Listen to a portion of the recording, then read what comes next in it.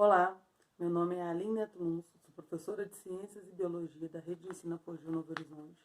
E hoje eu vou estar falando um pouquinho sobre como as plantas e animais se relacionam no ambiente, tá? Capítulo 9 da apostila do 8º ano da Rede de Ensino Apogeu Novo Horizonte. Então eu fiz alguns tópicos aqui, tá? Para a gente não estar esquecendo de nada, tá? É a apostila volume 2, capítulo 9. Ecologia, que é a área que estuda o quê? As relações que existem entre os seres, tá? E o ambiente em que ele vive. Tem um nível de organização, e aí eu vou da espécie até a biosfera, tá? O conjunto de espécies forma a população, o conjunto de população eu formo as comunidades, o conjunto de comunidades eu formo o ecossistema, e o conjunto de ecossistemas eu formo a biosfera. E aí eu diferenciei cada um deles aqui. Espécie, conjunto de indivíduos que cruzam, são capazes de cruzar e ter filhos férteis, tá? Ter descendentes, gerar descendentes férteis. A população já é um conjunto dessas espécies aí, tá? Que vive no mesmo espaço geográfico. E aí eu tenho a comunidade, que é um conjunto de diferentes populações que também repartem o mesmo espaço geográfico. E o ecossistema é um conjunto de todas essas comunidades aí. E a biosfera é o que estuda toda essa interação, tá? Todo esse conjunto aí. Existem outras palavrinhas também que a gente tem que estar aprendendo. São fatores abióticos e fatores bióticos. O que vem a ser fator biótico, tá? É o que tem vida. E o A em ciência significa não, negação. Então, abiótico não tem vida. Quem são esses fatores abióticos? Água, ar, temperatura, tá?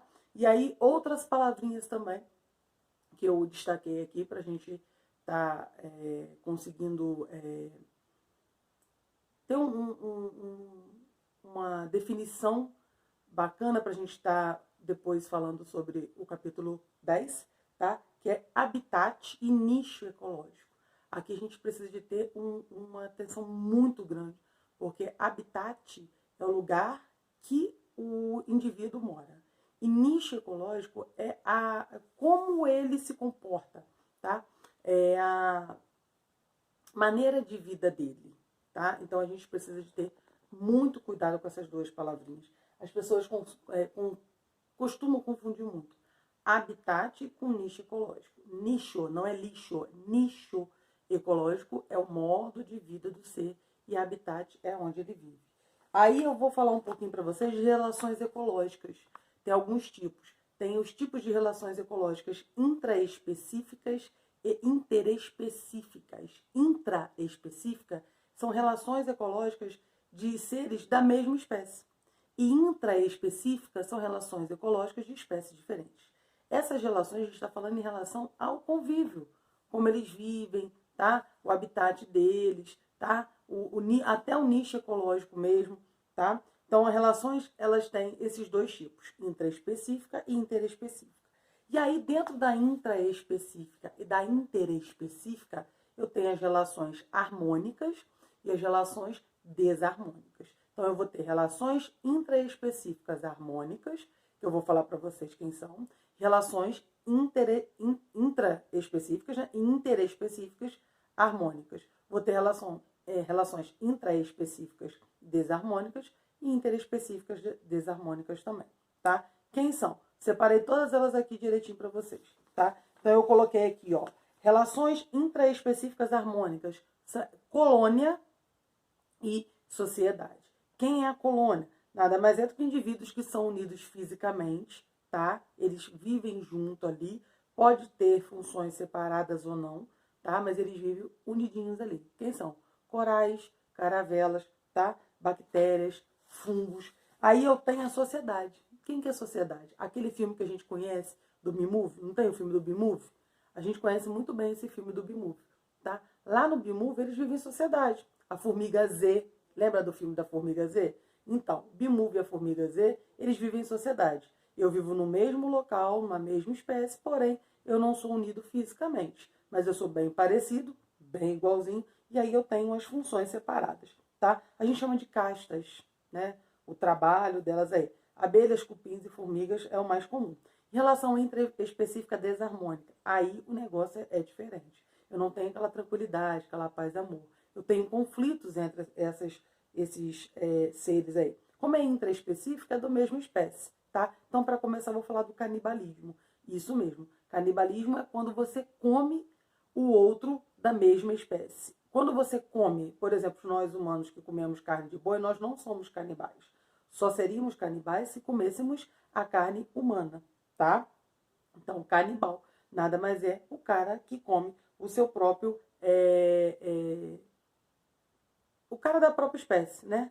O indivíduo ali, tá? Quem são esses caras aí? As fêmeas do louva-a-Deus e a fêmea de algumas aranhas, a aranha é até conhecida como viúva negra, tá? Ela tem esse costume de fazer isso, tá? Ela casala com o macho e aí depois mata esse macho. Outra que eu tenho, competição. Pô, a competição. A competição a gente vê muito isso no animal, no cachorro, né? Que é o mais comum.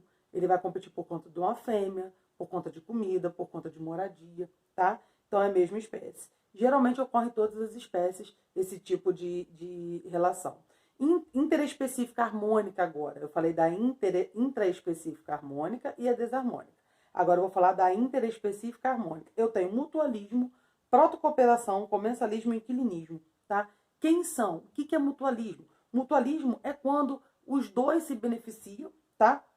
E eu não tenho um problema aí, tá? Mas se eu sair dessa relação, eu morro, tá? A protocooperação, eu preciso do outro, mas eu consigo viver sem. Então, a diferença entre mutualismo e protocooperação é essa. O mutualismo, os dois vivem juntos, mas se eu separar, eu morro. E a protocooperação, eu preciso do outro, mas se ele não estiver ali, não tem problema, tá?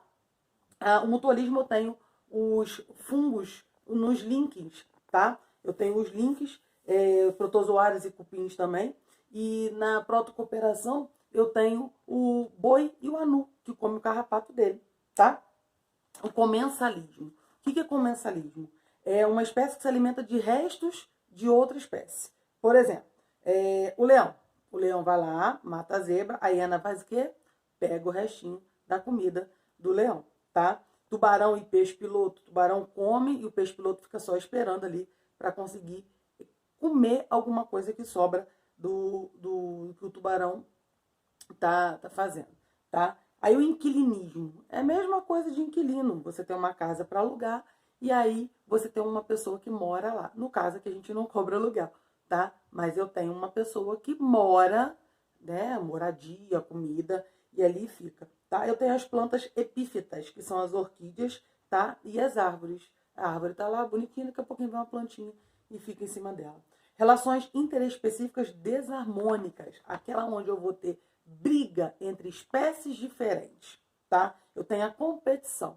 E aí a competição, pô, mas a competição você falou que era relações de espécies da mesma espécie. Tá, mas eu posso ter competição de espécies diferentes, aonde eu preciso de um local parecido, tá? E aí eu quero ficar naquele local, eu preciso daquele local como moradia, e aí eu vou competir. O maior, o melhor, vai sobreviver, tá? Isso aí é uma seleção natural. E mesma coisa está acontecendo hoje com esse vírus aí, né, que a gente está vendo. É uma seleção natural. Graças a Deus a gente pensa, então a gente consegue criar artimanhas, né, soluções para que a gente não tenha um problema maior em relação a esse tipo de seleção. E aí eu tenho predatismo ou predação, tá? É uma espécie que ela vai comer da outra. Então ela precisa da outra para se alimentar, tá? Os carnívoros fazem muito isso, tá? Parasitismo. Aí é o cara que é parasita. Ele vai depender daquele cara ali para sobreviver. Homem-lombriga. A lombriga é um parasita. Ela fica dentro da barriga do cara e ele precisa daquele cara ali para ele sobreviver. Amensalismo ou antibiose, tá? Que nada mais é do que o processo que o eucalipto, aqui a gente tem muito eucalipto na região, faz com as outras plantas. Eu tenho uma floresta, que a gente não pode falar floresta, tá? Eu tenho um local onde eu só tenho eucaliptos, tá? E ali eu não consigo, não nasce nada, eu não consigo deixar nascer nada. O eucalipto solta uma substância onde não deixa crescer nada. Isso aí é complicado, tá? Essas são as relações que eu queria falar para vocês. Para finalizar, a gente tem que falar um pouquinho de adaptação de seres vivos ao meio em que vivem. Tá? Aí vem a questão que eu acabei de comentar, da seleção natural. Tá? Ursos polares, né, lá é muito frio onde ele mora, então o que eles fazem? O que eles conseguiram desenvolver? Aumentaram, né, o tecido adiposo dele, uma camada mais grossa, aonde isso aí dificulta, né, que eles sintam frio. Tá? Eu tenho árvores também, aonde ficam em locais onde tem muita... É muito quente, então libera muita água para o meio. O que acontece? As folhas, elas se reduzem e viram espinhos. Então, isso daí é adaptação ao meio. Por quê? Esse capítulo, ele começa a falar sobre essas questões, que a gente vai ver nos próximos depois, tá? Beijos, fiquem com Deus.